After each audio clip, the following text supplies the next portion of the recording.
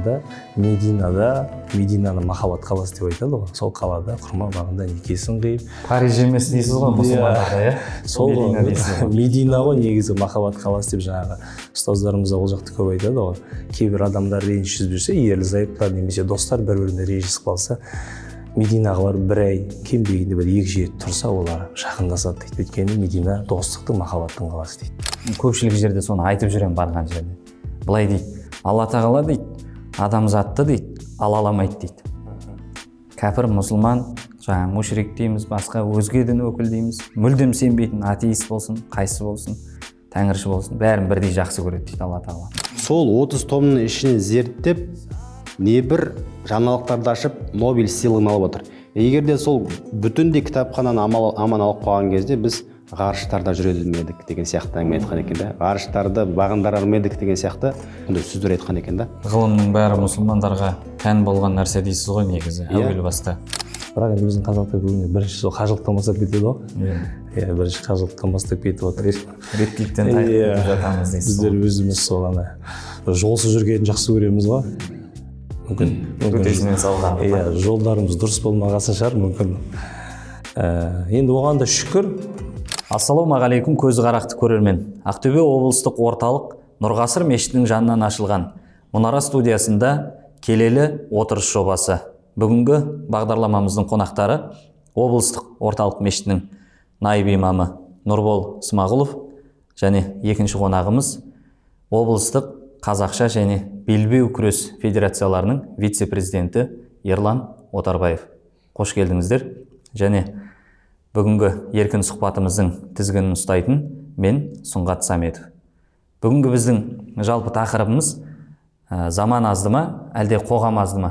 Осы мәселеде, осы тақырыптың төңірегінде еркін әңгіме өрбітетін боламыз. Енді жалпы заман, қоғам деген сөздерге негіз бір тоқтала кетсек, заман деп енді әуелі қоғамды айтатын болсақ, қоғам бұл енді көпшілік, халық деген мағыналарды білдіреді ғой негізгісі. Адамдардан құралады, бір адам жалғыз өзі қоғам бола алмайды, бірақ адамдардың топтасуы арқылы, көпшілік болуы арқылы халық болады, әлеумет, қоғам болып кете береді.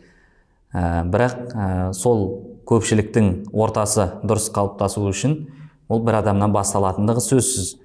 Енді заман мәселесінде заманға әртүрлі түсініктеме берсек болады. Мәселен, заман деп негізгі бір уақыттарды, арнайы бір кезеңдерді айтып жатамыз ғой.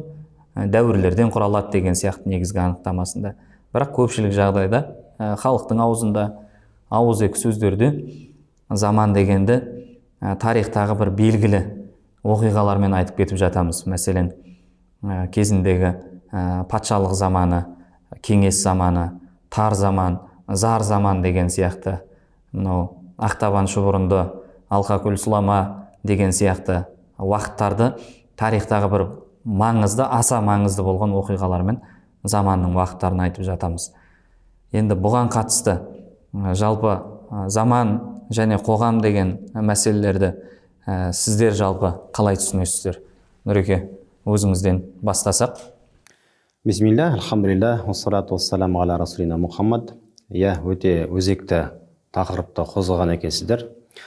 Енді Алла тағаланың бұл адамзатты әлемді жаратпастан бұрын, білесіз, ол әлемнің өмір сүру үшін, қоғамның, адамзаттың өмір сүру үшін оған қоса уақытты да, заманды жаратты. Заманды дінде бізде енді қасиетті кітабымызда, Құран кәрімде де осы Алла тағаланың адамзатқа ақ пен қараны, ақиқат пен жалғанды ажырату үшін түсірген қасиетті кітабында да көптеген аяттарда осы уақыттың, заманның маңыздылығы, оның адамзат өміріне әсері туралы айтылады. Соның ішінде мәселен асыр деген сүре бар. Өзі асыр деген сөздің өзі аудармасында заман деп мағынаны білдіреді. Дәуір деген мағынаны білдіреді. Қазақша ғасыр деген сөз дейсіз ғой? Иә, ғасыр деген сөз. Сол жерде Алла тағала айтады, ғасыр мен ант етемін дейді. Жалпы одан бөлек тағы да көптеген аяттарда уақыт, мезгілге қатысты көптеген аяттар сол сөздермен басталады. Мәселен, таңмен ант етемін, сәскемен ант етемін, кешкі уақытпен ант етемін деген сияқты. Соның ішінде міне заман сөзін Алла тағала қолданып жатыр. Демек, заман сөзінің Алла тағала бізге өте құнды нәрсе екенін қасиетті кітапта айтып жатыр. Яғни Алла тағала бір сөзді бір қолданатын болса қасиетті Құранда, демек ол сөздің өте маңызды екенін білдіреді. Сондықтан ол заман сөзінің ауқымы өте кен. Оны енді біз ғұламалардың сөздері арқылы, хадистер арқылы бүйтіп халыққа түсіндіре алсақ болады. Яғни жаңа айтпағыңыз, Алла тағала Құранда бір нәрсені бізге адамзатқа айтты ма, демек міндетті түрде ол нәрседе маңыз бар дейсіз ғой. Аса маңызды нәрсе дегіңіз келіп тұр ғой. Енді жалпы заман сөзінің өзі бұл араб тілінен енген сөз ғой біздің қазаққа. Мәселен, уақыт деген мағынаны білдіреді, заман деген. Уақыт деген, енді арабтардың өзінде уақыт деген сөз ғой, заман деген сөз. Уақытты білдіретін болса, жалпы бізде енді дәуірлерден тұрады деген сияқты бір түсінік бар. Заман деген дәуірлерден тұрады деп, өзге дін өкілдерінде болсын, я болмаса мынау батыс елдерінде, Еуропа мәдениетінде замандарды түрлі жік-жікке бөледі екен. Жаңағы адам атаның заманы, Нұхтың заманы деген сияқты. Енді барлығы да біздің пайғамбарларымыз болғанымен, олардың да діндеріне тікелей қатысы бар ғой енді бұл пайғамбарлардың да. Сол себепті көпшілік уақыттарда осы пайғамбарлардың дәуірлерімен, уақыттарымен бөліп отырады екен. Енді Алла тағала айтты деп жатсыз ғой, шынымен бұл уақыт деген аса маңызды нәрсе. Заман деген адамның өмір сүріп жатқан белгілі бір кезеңі, қауымдардың белгілі бір кезеңі. Бірақ заман уақыт қалып қойғанымен адамзат тоқтамайды. Қонақ сияқты келіп кетеді. Адамзат дегеніміз ол еңбектеген баладан еңкейген қарияға дейінгі аралықтағы барлық адам бір қоғамның бір мүшесі. Жеке дара өзі қоғам құрай алмағанымен, жаңа айтып өткеніміздей, топтасып қоғам құрайды. Енді осы қоғам төңірегінде сіз, Ереке, өзіңіздің ойыңызды айтып өтсеңіз, қоғам дегенді жалпы қалай түсінесіз? Ол туралы не айтасыз қоғам мәселесінде? Қоғам деген енді қазіргі орта халық қой. Халықлы адамдардан құралады, жаңа өздеріңіз айтып кеткендей. Біз осы өмірге келген мақсатымызда сол мәңгілік өмірге жету негізгі мақсатымызда. Бұл өмірге келгеннен кейін. Ал мәңгілік өмірге жету үшін не істейміз? Тәртіппен өмір сүруіміз керек. Егер біз Аллахтың берген заңдылығымен тәртіппен өмір сүрсек, мәңгілік өмірге қол жеткізе аламыз. Ол үшін не істеуіміз керек? Аллахтың берген өзінің заңдары бар. Аллах тағала Құран кітап түсірді, пайғамбар түсірді. Сол пайғамбардың жолымен, сүннетімен амал етуіміз керек. 5 парызымыз бар. Иман келтіру, ораза ұстау, намаз оқу, зекет беру, қажылық. Енді ол барлығын этапына келу керек. Бірінші Аллаға иман келтіріп, түсініп барып, оқып, намаз оқып, артынша түсініп келе, зерттеп, біліп, біліммен сауатты ораза ұстау. Артынша жағдайын жете келіп, оны да үлкендермен, білмегеннің білім иелерінен сұрап келіп, зекетіңді беру, сөйтіп ең соңында қажылығыңа бару. Қажылық деген, қажылыққа баратын адамдар, ол серьезно келетін адамдар ғой енді. Сауатты. Бірақ енді біздің қазақтар көбіне бірінші сол қажылықтан бастап кетеді ғой. Бірінші қажылықтан бастап кетіп отыр. Реттіліктен тайып кетіп жатамыз дейсіз. Біздер өзіміз сол ана жолсыз жүргенін жақсы көреміз ғой. Төтесінен салған. Жолдарымыз дұрыс болмағасын шығар, мүмкін. Енді оған да шүкір, жаңағы Аллах шақырып жатса неге бармасқа. Мен өз көзіммен көргенмін, жақында өзім куәгер болғанмын. 26 адаммен умра сапарына барып келгенмін. Сол кезде барған адамдардың 80% намаз оқымайтын, оразасын ұстап көрмеген, зекет жайлы айтпай-ақ қояйын. Еще ортамызда бір орыс жігіт болған, өзге ұлт адамы.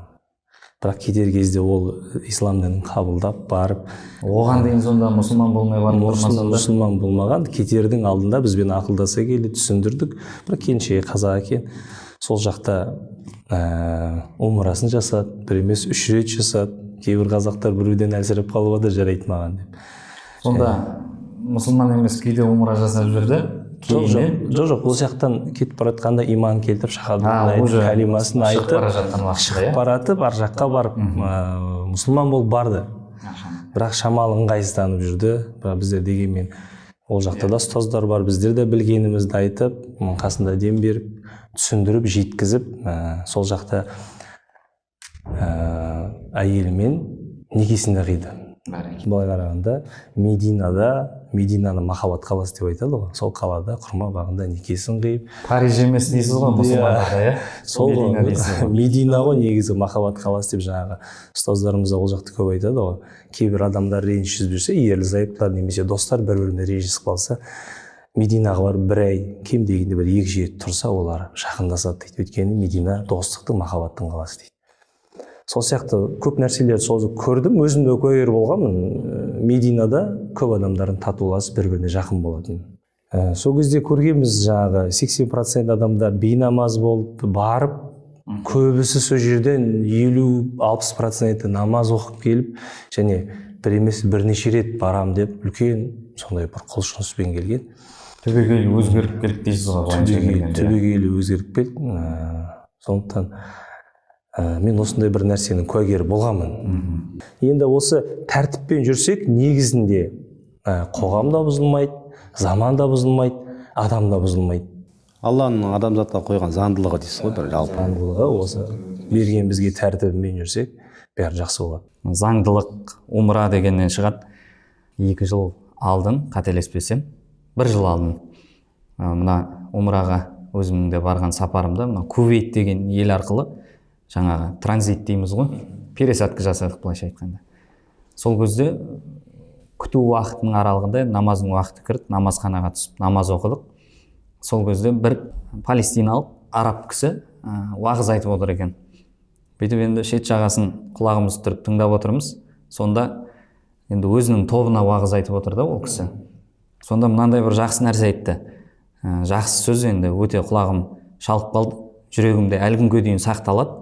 Көпшілік жерде соны айтып жүрем барған жерде. Былай дейді, Алла тағала дейді, адамзатты дейді, алаламайды дейді. Кәпір, мұсылман, жаңа мушрик дейміз, басқа өзге дін өкілі дейміз, мүлдем сенбейтін атеист болсын, қайсы болсын, тәңірші болсын, бәрін бірдей жақсы көреді дейді Алла тағала. Мына дүниеде Құдайдың махаббаты бүкіл адамзатқа дейді. Бәрін жаратқан Алла тағала өзі, сондықтан ол бәрін жақсы көреді. Соның әрі ең үлкен, әрі ең негізгі белгісі ретінде 124 мың немесе 224 мың ескертуші адам жіберіп қойды дейді. Солардың қасына адамзатқа қай заман болсын, жаңа заман дедік, қоғам дедік. Енді 124 немесе 224 мың адам өздерінің замандарында, өздерінің қоғамдарына насихатын қылып жүрді. Соңғы пайғамбарды ардақты етті. Ақыр заман пайғамбары дедік. Міне заман деген сөз мәселені. Мынау қазіргі уақытта ақыр заман уақыты десек, артық айтқандық болмас. Өйткені өздеріңіз де көріп жатсыздар, кішігірім белгілері көптеп шығып жатыр. Енді ақыр заманның уақыты бізге бір ұзақ сияқты болып көрінгенімен 14 ғасыр дейміз ғой, енді бүгінгі уақытқа дейінгі мысалы пайғамбарымыз саллаллаху алейхи вассалам келіп кеткен уақыт. Дегенмен енді бұл біз үшін бір ұзақ бір мерзім сияқты, бірақ осы ақыр заманның пайғамбары өзінің шариғатымен ақыретке дейін келгенімен, әрбір қауым өзінің, әрбір пайғамбар өз заманында өз қоғамына Алла тағаланың ескертуін әкеліп отырды дейді. Алла тағала, ей пенделерім, мына шоққа түсіп кетпеңдер, отқа түсіп кетпеңдер деп ескертетін осыншама мыңдаған пайғамбарларды жіберіп қоюы Алла тағаланың бүкіл адамзатқа деген махаббатының бірдей екендігі дейді. Осы бір насихатты құлағым шалып қалды сол жерде. Өте бір жақсы әсер алдым. Бір ауыз сөз, былай қарасаңыз, қарапайым қара сөз, бірақ керемет бір жүрген жерімде айтып жүретін әдетке айналдырдым осын. Бәріңді бірдей жақсы көреді деймін де Алла тағала. Ешкімді алаламайды, ешкімді бөліп жармайды. Барлығы да сол қоғамның, сол заманның пайғамбарының үмметі, сол пайғамбардың үмметі, қоғамының мүшесі бәрі де. Сондықтан бәрінің де Алланың ескертуіне құлақ асып, әмірлеріне бойұсынатын бүкіл адамзатта мүмкіндік бар, жағдай жасалған, ескерту жеткен, енді бұл заңдылық деп айтқан сөзіңізден шығып жатыр ғой. Тәртіп керек адамзат дұрыс өмір сүру үшін. Қазір бір тәртіп болмаса, заң болмаса, жаңа құқық қорғау органдары дейміз, полиция қызметкерлері болсын, осындай жүйелер болмаса, ол адамзаттың ыдырап кетуі ол сөзсіз нәрсе. Адамның жаратылысының өзі сол, басқа жаратылыстардан ерекшелігі, жаңа Құранда да, хадистерде де келтірілмей ма, солай ма, Нұреке? Ғалымдардың мынандай сөзі бар да, ұстаздарымыздан кезінде естіп қалғанбыз. Тіпті светофорда өтіп бара жатқан кезде, қызыл жанған кезде қызылға өтіп кетсең, харам деген ғалымдар болған екен өмірде.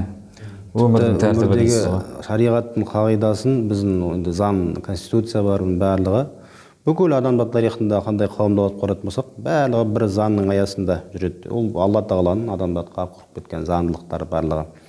Жаңа да айтып отырсыз ғой, сол замандардан, Лот пайғамбардың заманынан қалған жаман жиіркенішті күнәлі әрекетті айтып жатыр. Жаңағы мұның барлығы жалпы қаржыландыру мәселесін айтып жатсыз ғой енді. Бірақ Алла тағала айтады, қандай да бір қауым бір жаман харам іс тастайтын болса, Алла тағала оған 10 жақсылықтың есігін ашады дейді.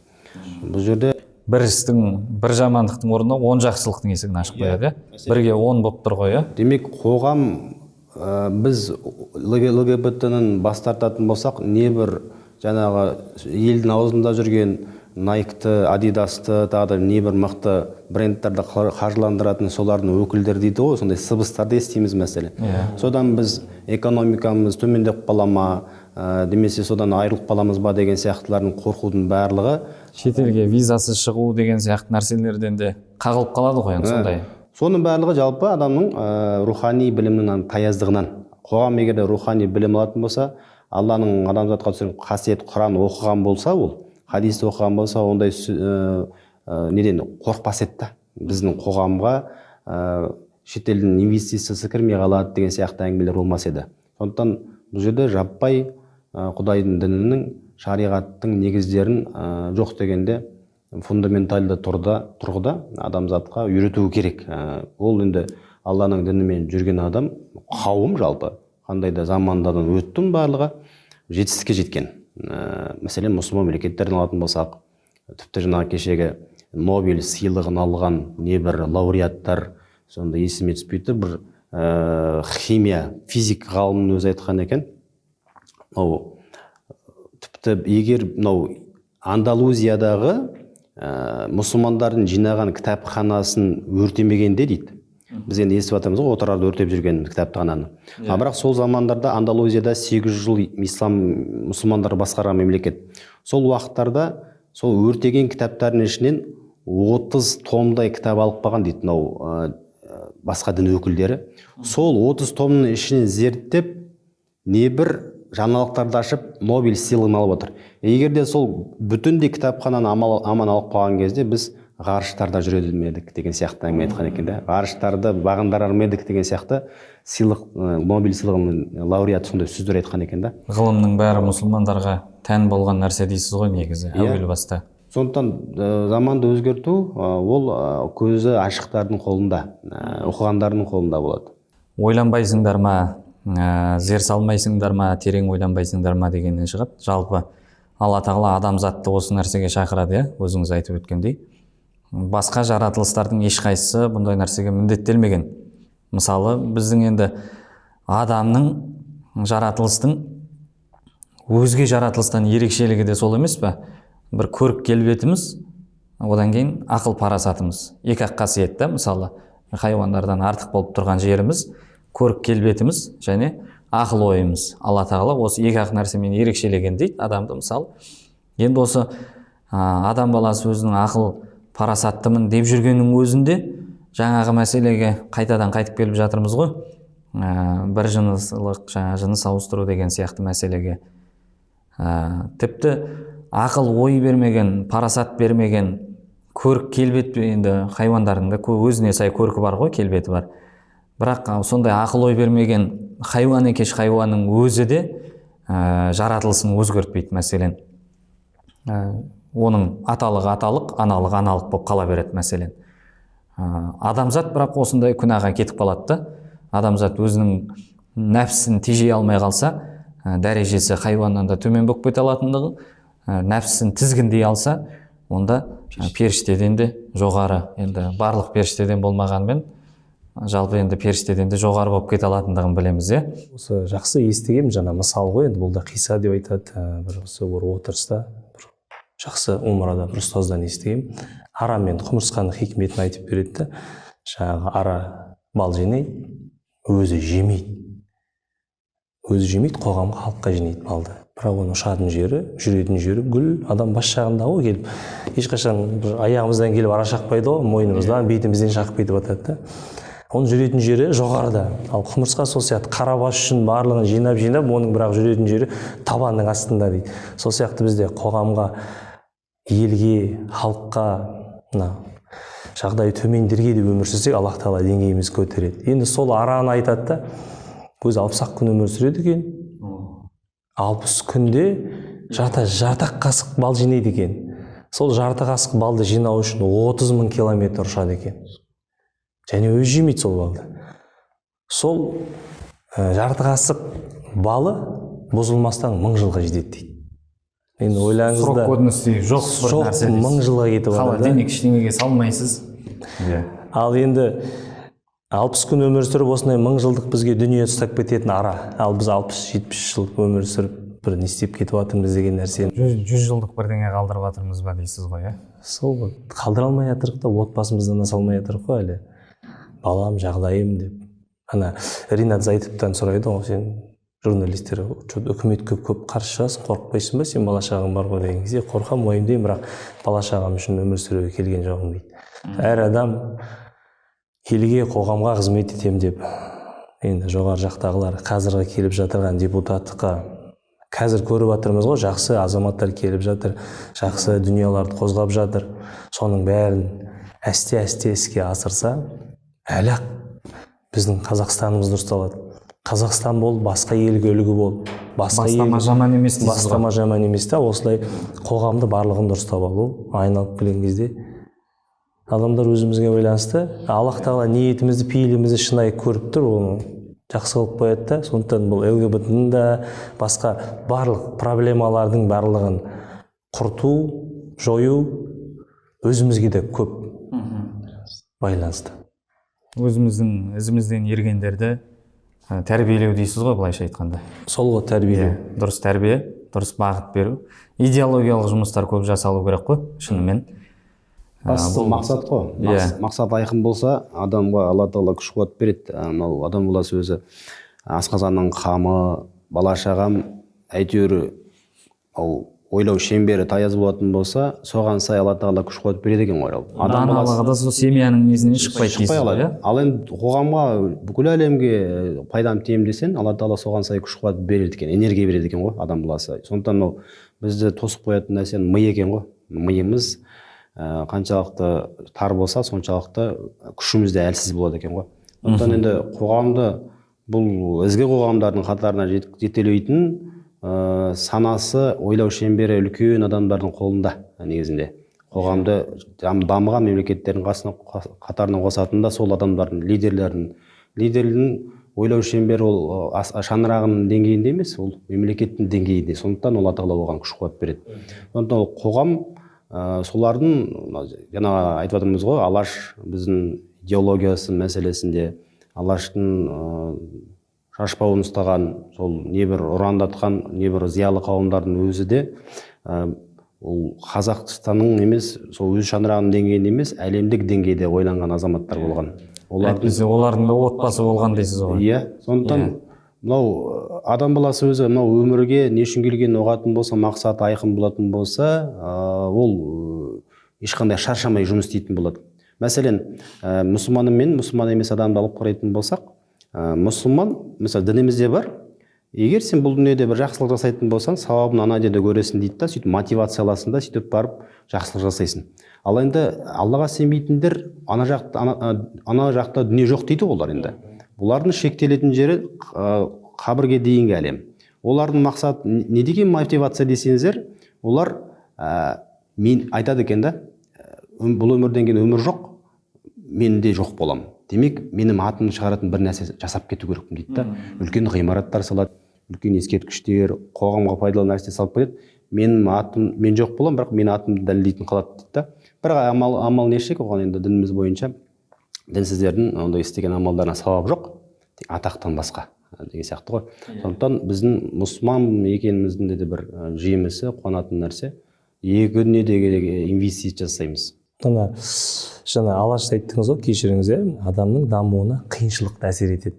Білесіздер ғой, иә. Оны мойындау керек деп ойлаймын. Ол алаштың сол кезде енді мүмкін сауаттылығы, олардың дамулары, ойлаулары, мақсаттары басқаша болды, бірақ ол кезде қатты қиыншылықта болды да. Сондықтан бір ғалымның сөзі бар, заман дұрысталған сайын адамдар мүсәпірлене береді деп. Осыны 2006 жылы естігенмін осы сөзді. Сол кезде бұл не айтып тұр деп ойлағам. Қазір көзім жетіп жатыр сол кісінің. Біздер ол жылдары біздер бала кезімізде ойнадық, еркін жүрдік. Қазір мына соткыш телевизорлер дамып кетті. Қазір барлығына да ғой, бүйтіп мынаның өзі неше түрлі ауру қалып келеді. Көз ауруы, сколиозы бар, тағы қандай түрлі ауру. Иә, ол баланың денсаулығы дұрыс болмай қалады. Денсаулығы дұрыс емес адамның ол іс-әрекеті өзінің денсаулығынан дұрыстаумен аспай қалады ғой. Руханиятын былай қойғанда. Иә, руханиятын былай қойғанда. Сондықтан бұл заман дұрысталды деп біздер қуанамыз ғой, бірақ біздің дамуымызға оның кейбір кезде әсер тиеді. Бірақ өйстіп өзі өмір осы айналмалы нәрсе сияқты. Сөйтіп қиыншылықтан мықты адамдар шығады. Сол мықтылар заман дұрыстағаннан кейін тағы да әлсіздер пайда болады. Әлсіздерден қайтып Сұрыпталады. Сондай бір қағида бар. Қиын заман мықты қоғам тудырады дейді. Мықты қоғам туады қиын заманнан. Мықты қоғам керемет бір жақсы заман тудырады дейді.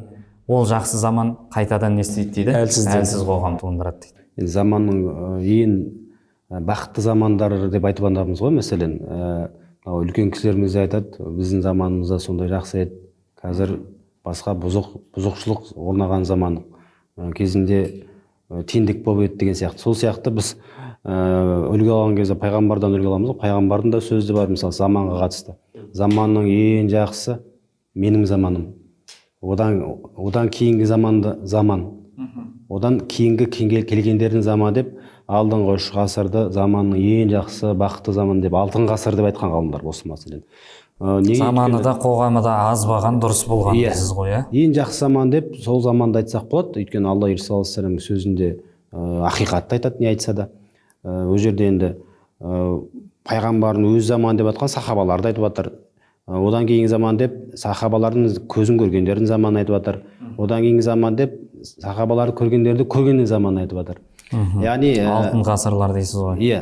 Демек бізге соф таза күйінде Құдайдың шариғаты ұрпақтан ұрпаққа жететін болса ғана біз сол замандарға болмасақ та ұқсап бағып керемет алтын ғасырларды қалыптастыра аламыз. Өйткені ақпарат негізге шыққан қайнар көзден алыстаған сайын оның сенімділігі жойылады. Ал енді сол сенімділікті жоймайтын біздің тарихымызды білуіміз, ата-бабамыздың істеп кеткен осы жеріміздің үшін қан төгіп кеткен небір қайсарлықтарын, еңбектерін, батырлықтарын біз кейінгі ұрпаққа аман күйінде сенімді ақпарат ретінде жеткізе білетін болсақ, біз әлі де жақсы замандарды құра аламыз деп ойлаймыз. Бақытты замандарды кешеміз деп ойлаймын да. Өзіміздің қолымызда айналып келгенде де өзіміздің оқу керек, іздену керек, сауатты болу керек, білімді болу керек. Сосын жаңа даналық жайлы айтып жатыр ғой. Ол даналықта негіз адамға біліммен келеді ғой. Дұрыс па? Дұрыс. Біліммен келеді. Тәжірибемен келеді. Жаңа жүрегінде даналық болса, сөзінде мән болады деп айтады ғой. Көп өмір сүрумен емес, көпті көрумен дейсіз ғой. Тәжірибемен өмірдегі. Әрқашан мынау Абай Құнанбаевтың да атамыздың да сөздерінде бар ғой. Жылына бір рет немесе маусымына бір рет, айына бір рет немесе күніне бір рет өз-өзіне есеп алып тұр деп. Демек адам баласы өзі қай жақ қандай бағытқа бара жатқанын кішкене ойлап ой сүзгісіне өткізіп отыру керек адам баласы. Әйтпесе мақсаты жоқ адам күнделікті тіршілігін жасай береді, таңнан кешке шейін істейтін бала-шағаны таңнан кешке шейін жұмысына барып келеді, тамағын ішеді, жатады, ұйықтайды, тағы да келесі жұмысқа кетеді деген секілді өзгеріс жоқ өмірінде, өзін не істеп, бұл өмірде не істеп жүргенін білмейді, мақсат жоқ, даму жоқ. Демек адам баласы қоғамды дамытып, бізге қоғамдардың қатарына қосу үшін адам баласы өзін бірінші түзетіп, есеп алу керек өзінен. Сонда біз басқаларға да пайдамызды тигізе аламыз. Адам баласы өзін не істеп жүргенін білмесе, ол басқаны қалай өзгертеді? Сондықтан қоғамды өзгерту үшін бірінші кішкентайдан басталады, отбасыдан басталады, сөйтіп барып қоғамға әсерің сенің тиеді. Өйткені пайғамбардың да өзі де Алла тағаладан аят түскен кездерде ол енді өзінің жақындарынан бастады. Тау бар, сол Меккенің шетінде, таудың төбесінен шығып, халық жинап алып, өзінің әулеттерін шақырады бірінші. Құрайш қауымы, өзіне 2-3 қауымды айтады, өзіне жақын. Сөйтіп барып, егер сендер мынау таудың артында бір жау келіп тұр, сендерге жау шапқалы тұр десем, сендер сенесіңдер ме дейді. Иә, сен қашан өтірік айтып едің, біз саған сенеміз ғой дейді. Ол кезде әлі пайғамбар емес қой, иә? Ол кезде пайғамбарлықтың алғашқы белгілері. Яғни нақты міндет жүктелген жоқ дейсіз, иә. Сол кезде барып өзінің сөзін өткізеді, ары қарай өзі айтатын әңгімесін қалай жалғастырады да. Сол кезде осыдан қарайтын болсақ, біз адам баласы қоғамды қалыптастыру үшін өз әйелің, бала шағаның бастасам, сонда біз қоғамды алтын қоғам, жақсы үлгілі қоғамдардың қатарына қоса аламыз. Яғни отбасы деген мемлекетіңді жөндеп ал, одан кейін өзіңнің тұрып жатқан мемлекетіңе қарай әсеріңді бере бастайсың деп тұрсыз ғой. Жаңағы біреуге ақыл айтсаң, өзіңе қарап ал деген сөз бар ғой қазақта. Қазақта емес, жалпы енді қазір кімге ақыл айтсаң да жақтыртпайтын адам әуелі өзіңе қарап алшы дейді. Сондықтан өзгеруді өзіңнен бастағанда өзіңді түзеп ал деп жатырсыз ғой. Контроль қойып, әрісіңе есеп беріп, отбасыңды дұрыс, жақсы деңгейде халықтың алдында көрсете білсең, ары қарай да сөзің өтімді болады. Одан кейін елге де пайдаң тиеді деп жатырсыз. Рахмет, Алла разы болсын. Енді Ереке, сізге өзіңіз спорт саласында жүргеннен кейін, жалпы қоғамда жүргеннен кейін, халықпен етене араласып жүргеннен кейін, халықтың арасында белсенділігіңіз бар, танымалдылығыңыз бар, әлеуметтік желі болсын, тағы басқа деген сияқты. Осы тұрғыда жастардың арасында көптеп жүрсіз, ересектердің де арасында жүрсіз, өнер саласында да бәрін көріп жүрсіз енді. Спортта да, өнерде де түрлі буын өкілдерінің арасында етене байланысып жүрсіз. Солардың арасындағы қарым-қатынасты түзету үшін, ағаның сөзін ініге өткізу үшін нақты 1-2 қадам туралы айтсаңыз, сонымен аяқтаймыз. Ең бірінші жаңағы Шәкәрім атамыздың сөзі бар ғой. Сөзіңді түзе, мінезің айналады, әдетің айналады, әдетің мінезің, мінезің тағдырың дейді ғой. Абай атамыз сөз сөйл, тыңдаушым сені түзел дейтін, пайғамбар саллаллаху алейхи вассалам жақсы сөз сөйле немесе үндеме дейді. Осы сөзге қатты мығым болу керек. Кімге сөйлеп жатсың, кімге ақыл айтып жатсың. Жақында бірінші бұйырса қалалы әкімге кірейін деп жатырмын. Осындай айтатын бар, ақылдарым бар, осындайларым бар дейді. Мен айтамын, сен кімсің қалалы әкімге барып ақыл айтатын?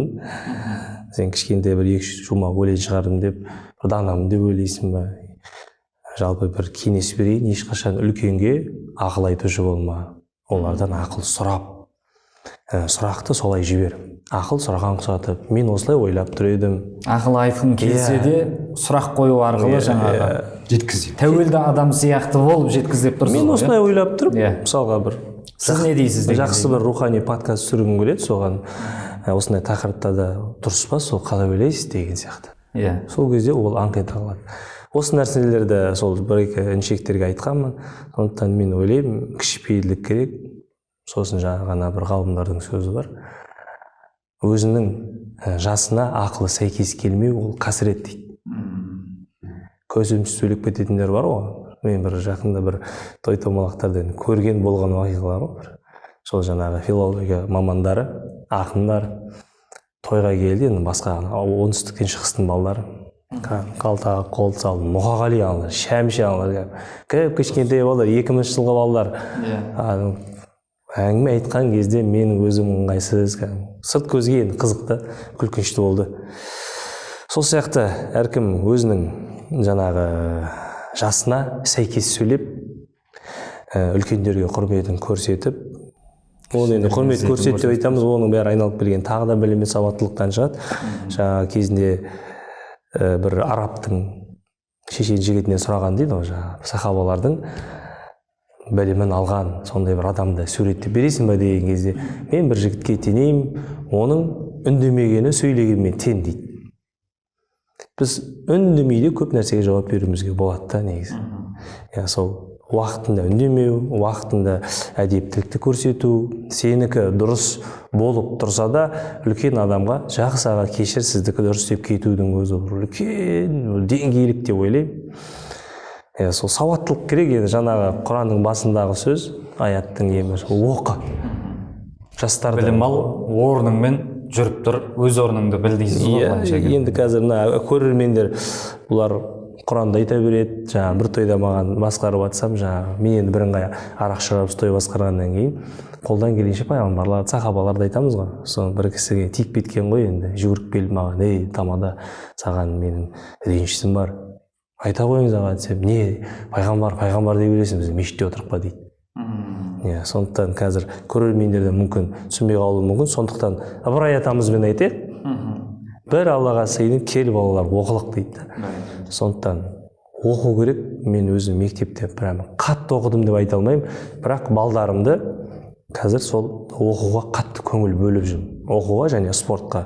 Сондықтан барлық жастарға айтарым осы, спортпен айналысыңдар және оқыңдар. Дұрыс, өте дұрыс.